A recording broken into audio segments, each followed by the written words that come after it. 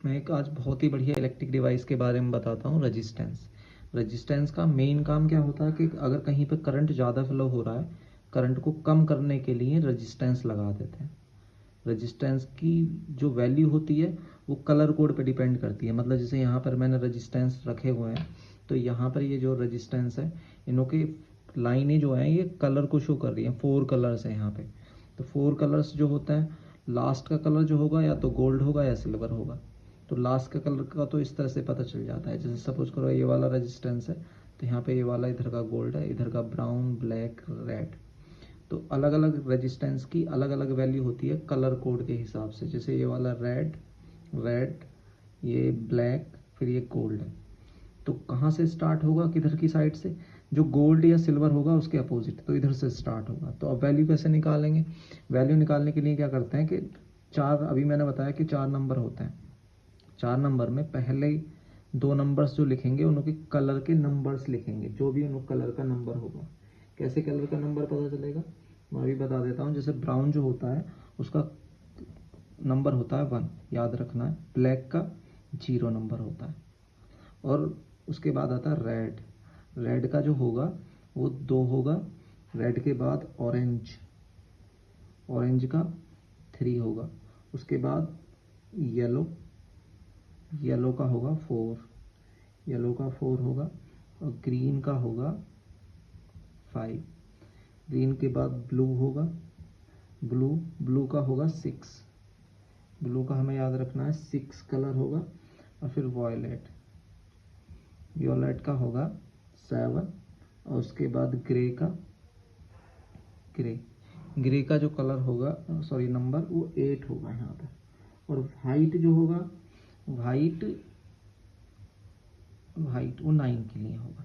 तो हमें ये बेसिक पता होने चाहिए। अब मैं वैल्यू अगर बताऊं, जैसे जो भी कलर होगा उसकी पहली 2 एज इट इज वैल्यू यहाँ पे लिख देंगे। मतलब जैसे सपोज करो ये वाला रेजिस्टेंस है, इसका ये यहाँ पर अगर कलर देखें, ये ब्राउन है, तो ब्राउन की वैल्यू यहाँ से कितनी होती है 1। तो यहाँ पर 1 लिख देंगे, 1। फिर उसके बाद ब्लैक कलर है, ब्लैक कलर की 0 लिख देंगे। अब आगे को स्टेप इम्पोर्टेंट है। यहाँ पे क्या है कि इतना तो 10 हो गया। उसके बाद का देखेंगे, बाद का जो कलर है वो रेड है। अब रेड कलर जो है उसका नंबर होता है 2, तो 2 0 लगेंगी। मतलब तीसरा जो कलर होगा उसकी उतनी ही 0 लगती हैं जितना उसका नंबर होता है। मतलब अगर रेड की जगह सपोज करो यहाँ पर ऑरेंज होता, तो यहाँ पे 3 0 होती। और अगर येलो होता तो 4 0 होती। तो इस तरह से 0 बढ़ जाती। तो यहाँ पर उसे कुछ टीचर्स या कहीं कहीं सॉल्व करने के लिए क्या करते हैं, जैसे हमें पहले 2 नंबर की यहाँ पर वैल्यू आ गई 10, बाद का तीसरा नंबर, तीसरे नंबर के लिए क्या करेंगे, 10 की पावर में लिखेंगे उसका नंबर। जैसे रेड है तो रेड 2 यहाँ इस तरह से लिखेंगे, 10 की पावर 2। 10 की पावर 2 का मतलब क्या है कि 10 की 2 बार मल्टीप्लाई, तो 10 एक पहले से, तो 10 मल्टीप्लाई 10 मल्टीप्लाई 10, तो ये 1000 हो गया, 1000 ओम। अब 1000 ओम को इलेक्ट्रीशियन जो लिखते हैं वो 1 के लिखते हैं। जैसे 1 किलो होता है, तो ये 1 के या 1 किलो ओम आ जाता है। तो इसकी वैल्यू 1 किलो ओम आ गई यहाँ पे। इसी तरह से अगर सपोज करो तो मैं किसी और रेजिस्टेंस, मुझे इसकी वैल्यू निकालनी है। अगर सपोज करो इसका मुझे कलर देखना है, कलर क्या है इसका, पहला रेड, फिर यहाँ पर ब्लैक। तो मैंने अभी बताया पहले 2 कलर की वैल्यू इसी तरह से लिख देता है। यहाँ पर पहले 2 कलर, पहला रेड, रेड की वैल्यू होती है 2। फिर अगला वो भी रेड है तो उसकी वैल्यू है। तो दोनों नंबर्स को पहली 2 जगह ऐसे ही लिख देंगे। अगले लोग क्या करेंगे, 10 की पावर में लिखेंगे। 10 की पावर यहाँ पर ब्लैक है तो इसकी 0 आ जाएगी। अब 10 की पावर 0 की वैल्यू होती है 1, तो यहाँ पर ये 22 मल्टीप्लाई 1, 22 ओम आ गया। तो इसकी वैल्यू होगी 22 ओम। अब ये लास्ट वाला जो गोल्ड है ये क्या बताता है, ये बताता है कि 5% रजिस्टेंस जो यहाँ से निकल के आ रहा है, ये गोल्ड की वैल्यू होती है +-5%। यहाँ पे +-5%। इस +-5% का मतलब होता है अगर 5%, मतलब जो रजिस्टेंस की वैल्यू है, जैसे ये 1 के है, तो ये 5% ज़्यादा या कम हो सकती है।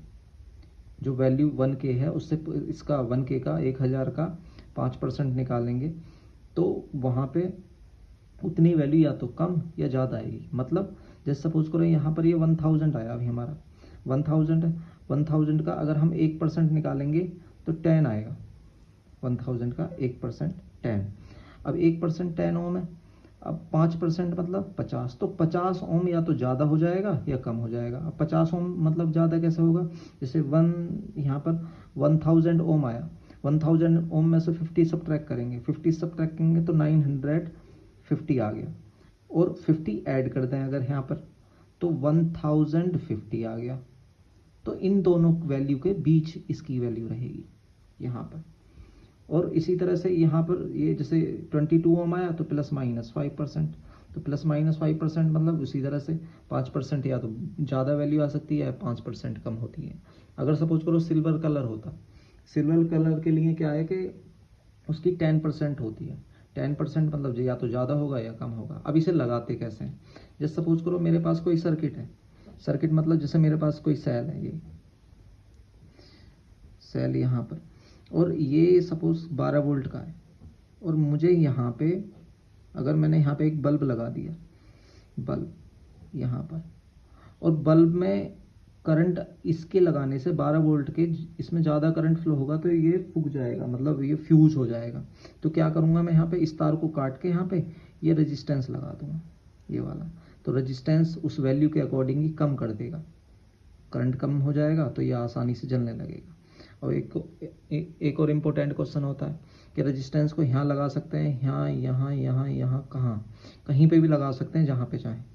रेजिस्टेंस की वैल्यू, रेजिस्टेंस केवल करंट के फ्लो को रोकता है, अगर यहाँ लगा दोगे तब भी फ्लो रुक जाएगा, यहाँ पे लगा देंगे तब भी फ्लो रुक जाएगा। रेजिस्टेंस के कॉम्बिनेशन और होते हैं, कॉम्बिनेशन मतलब कि रेजिस्टेंस को जोड़ते कैसे हैं।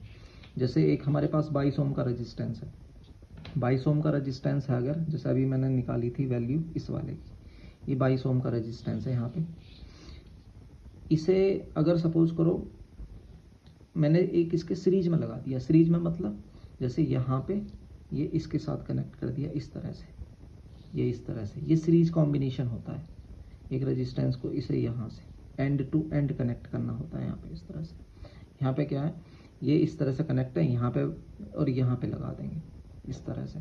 शो कैसे करते हैं इसे, सो इस तरह से करते हैं, जैसे सपोज करो एक रेजिस्टेंस यहाँ पे मैंने लगाया था, दूसरा वाला रेजिस्टेंस इस तरह से लगा दिया, तीसरा रेजिस्टेंस इस तरह से लगा दिया, तो यहाँ पे इसकी कुछ वैल्यू होगी R1, इसकी R2, इसकी R3। तो यहाँ पे सीरीज में जो है रेजिस्टेंस जुड़ जाती है, R = R1 + R2 + R3। कैसे याद रखेंगे, याद करने के लिए आसान है। सपोज करो यहाँ से करंट निकल के जाएगा तो ये रोकेगा, अगर मैंने एक और रेजिस्टेंस लगा दिया तो वो भी तो रोकेगा ना, जब वो रोकेगा तो रेजिस्टेंस बढ़ गया, तो बढ़ेगा कब, जब ऐड होगा। तो इसलिए याद रखना है कि सीरीज कॉम्बिनेशन में जब रेजिस्टेंस फाइंड करते हैं तो वो रेजिस्टेंस ऐड हो जाते हैं। और एक कॉम्बिनेशन होता है पैरेलल कॉम्बिनेशन। पैरेलल कॉम्बिनेशन किस तरह से होता है, जैसे सपोज करो मेरे पास एक रेजिस्टेंस है यहाँ पर, और एक ये वाला रेजिस्टेंस है ये इस तरह से, और एक ये वाला रेजिस्टेंस। तो इन तीनों रेजिस्टेंस को अगर मैं यहाँ देखूँ और आपस में जोड़ दूँ, आपस में मतलब इस तरह से, यहाँ पे इस तरह से आपस में अगर मैं जोड़ देता हूँ यहाँ पे, तो ये पैरेलल कॉम्बिनेशन हो जाएगा यहाँ पर इस तरह से। ये पैरेलल कॉम्बिनेशन है, पहले में और दूसरे में, ये अब तीनों रेजिस्टेंस पैरेलल में कनेक्ट है। इसे बुक वगैरह में कैसे शो किया जाता है, बुक वगैरह में इस तरह शो करते हैं, यहाँ पर इस तरह से, यहाँ ये पैरेलल कॉम्बिनेशन हो गया R1, ये R2, ये R3। अब ये रेजिस्टेंस जो होता है याद रखना है कि पैरेलल में अगर जोड़ देंगे तो रेजिस्टेंस की वैल्यू कम हो जाती है। क्यों कम हो जाती है, जैसे सपोज करो यहाँ से करंट जाएगा, अब करंट को पहले तो एक रेजिस्टेंस होगा तो एक रास्ता होगा, अब यहाँ पे तो उसे 3 रास्ते मिल गए ना, 3 रास्ते मिल गए, तो उस रास्ते से करंट फ्लो होगा जिसकी रेजिस्टेंस की वैल्यू कम होगी। अब यहाँ इस वाले ए और बी के बीच रेजिस्टेंस कितनी होगी नेट, उसके लिए फॉर्मूला होता है 1/R = 1/R1 + 1/R2 + 1/R3। यहाँ से इसकी R1, R2, R3 की वैल्यू रख के R को सॉल्व कर लेते हैं, तो वहाँ से वैल्यू फाइंड कर लेते हैं। अगर 2 रेजिस्टेंस होते हैं तो 2 रेजिस्टेंस अगर पैरेलल में मतलब इसी वाले फॉर्मूले को लगाएंगे, बस 2 का यूज़ करेंगे वहाँ पे। जैसे सपोज करो एक रेजिस्टेंस ये वाला R1 और एक रेजिस्टेंस R2, तो इस वाले पॉइंट और इसके बीच अगर तुम्हें रेजिस्टेंस निकालना है तो 1/R = 1/R1 + 1/R2 रख के सॉल्व कर लेंगे। इसे जो सॉल्व करेंगे तो नीचे वालों की आपस में मल्टीप्लाई R1, R2, इसकी इधर करेंगे, इसकी इधर, तो R2 + R1। अब यहाँ पे मुझे 1/R है, R निकालना तो उल्टा कर दें, जब इसका उल्टा करेंगे तो R1 R2 upon R1 plus R2, यहाँ से रेजिस्टेंस फाइंड आ जाती है नेट।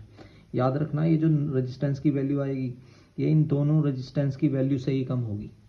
तो रेजिस्टेंस को पैरेलल में जोड़ने से रेजिस्टेंस कम हो जाती है और सीरीज में जोड़ने से रेजिस्टेंस बढ़ जाती है, वो मैंने समझा दिया।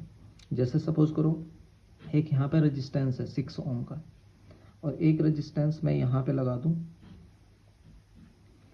यहाँ पे 12 ओम का। अब मुझे नेट रेजिस्टेंस निकालनी है तो इस वाले फॉर्मूले से निकाल लेंगे, R equal to R1 R2, R1 अगर मैं ये वाला लूँ R1 और R2 ये वाला लूँ तो R1 कितना है 6 मल्टीप्लाई 12 अपॉन दोनों का sum 6 plus 12 equal to 6 multiply 12 upon 6 और 12 18। तो यहाँ से ये 3 बार कैंसिल, 3 से ये 4 बार कैंसिल। एक मैंने मेथड, तो यहाँ से 4 रेजिस्टेंस आ गई। मैंने एक शॉर्ट मेथड बना रखा है, अगर 2 रेजिस्टेंस हो कैसे, ये रेजिस्टेंस 12 ये 6 का दुगना है, याद रखना है दुगना होना चाहिए, ये 12 है ये 6 है तो ये वाला दुगना हुआ। तो जब एक रेजिस्टेंस दूसरे रेजिस्टेंस का दुगना हो तो बड़े वाले को 3 से भाग कर दो, 3 से डिवाइड, 3 से जब डिवाइड करेंगे तो कितना आएगा 4, तो शॉर्ट में 4 यही वाला आंसर आ जाएगा। मतलब जैसे सपोज करो एक रेजिस्टेंस मैंने सीरीज में कनेक्ट करा, सॉरी पैरेलल में, सीरीज में तो आसानी से ऐड करके निकल जाएगा। जैसे सपोज करो ये वाला रेजिस्टेंस 18 है और ये वाला 9 है, ये वाला रेजिस्टेंस 2 टाइम्स है इसका, तो बड़ा वाला कौन सा है ये वाला। इस वाले रेजिस्टेंस को डिवाइड कर देंगे 3 से डिवाइड करेंगे तो कितना आएगा 6, तो इसकी वैल्यू 6 आएगी। उस वाले फॉर्मूले से भी फाइंड करेंगे तो यही वैल्यू आ जाती। तो अगर तुम्हें सपोज करो पहले कोई प्रोजेक्ट बनाना है तो सबसे पहले रेजिस्टेंस या इलेक्ट्रिक डिवाइसेस के बारे में बेसिक जानकारी होनी चाहिए।